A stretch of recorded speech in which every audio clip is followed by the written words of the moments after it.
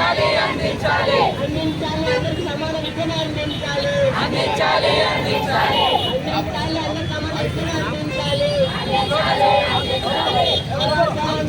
అందించాలి సమాజానికి పాటించండి పాటించండి అందించాలి అందరికి ప్రభుత్వ విద్యను అందించాలి అందించాలి అందించాలి అందించాలి అందరికి ప్రభుత్వ విద్యను అందించాలి అందించాలి అందించాలి అందించాలి అందరికి సమాన విద్యను అందించాలి అందించాలి అందించాలి అందించాలి అందరికి సమాన విద్యను అందించాలి అందించాలి అందించాలి సమాజానికి కాపాడదాం ఉద్యమాలు వస్తున్నాయి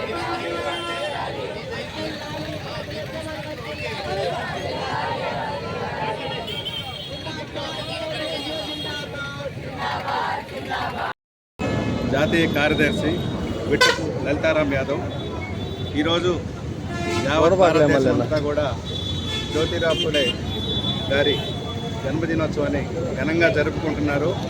ఈరోజు బీసీలకి ఎంతో గర్వపడాల్సినటువంటి రోజు. ఎందుకంటే ఆయన ఆశయాలు బీసీలు అందరూ కూడా విద్యావంతులై జాగరణంగా ఉండాలనేది ఆయన ఎప్పుడు కోరుకుంటుండేవాళ్ళు. అలాగే ఆయన ఆ కాలంలోనే సమాజంలో ఎన్నో అణచివేతలకు గురైనటువంటి అణగారిన వర్గాలన్నింటినీ కూడా ముందుకు తీసుకొచ్చి వారందరికీ కూడా సముచితమైనటువంటి స్థానం ఉండాలని చెప్పి కోరుకున్న ఏకైక వ్యక్తి జ్యోతిరావు ఫులే గారు.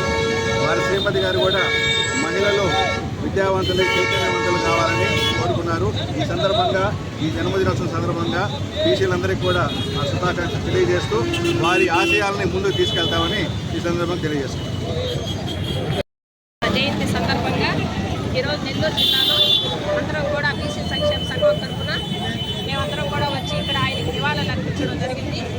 భారతదేశంలోనే మొట్టమొదటి మహిళా ఉపాధ్యాయురాలు అయినటువంటి వారి సతీమణి మహాత్మా సావిత్రిబాయి ఫులే ఆమె ఆ రోజుల్లో ఎంతో కష్టపడి చదివి మన దేశానికే మొదటి ఉపాధ్యాయురాలుగా పేరు పొందినటువంటి వ్యక్తి.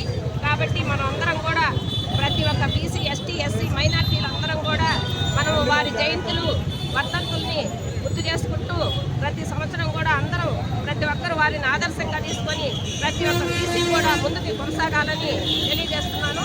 మాకు జాతీయ బీసీ సంక్షేమ సంఘం తరఫున ఆర్ కృష్ణయ్య గారు కూడా ఈ మహానుభావుల్ని కూడా గుర్తు చేసుకుంటూ ఈరోజు ఆయన బీసీ భవనంలో ఈరోజు మహాత్మా జ్యోతిరావు ఫులే జయంతిని వారికి నివాళులు అర్పించారు. కాబట్టి మేమందరం కూడా నెల్లూరు జిల్లా నుంచి కలిసికట్టుగా బీసీ సంక్షేమ సంఘంలో పనిచేస్తామని తెలియజేస్తూ సెలవు తీసుకుంటున్నాను.